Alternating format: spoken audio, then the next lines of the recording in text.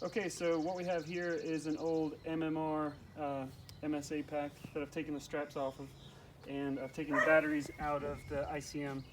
So all we have here is the only modifications I've made is on a T-block. I've just installed a fitting, an air fitting that you can buy at Harbor Freight.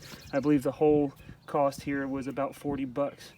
And I've just piped in a heavy-duty airline and a HVLP gun. This is just a painting gun, and all that's in here right now is just water. So I'll just fire up the system. It's already charged, and with the hose here,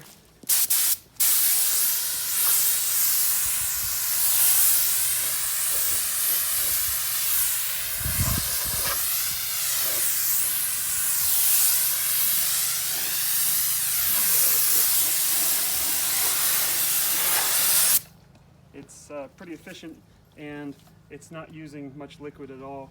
It gets a full soak on all the surfaces, and everyone can carry this on a unit.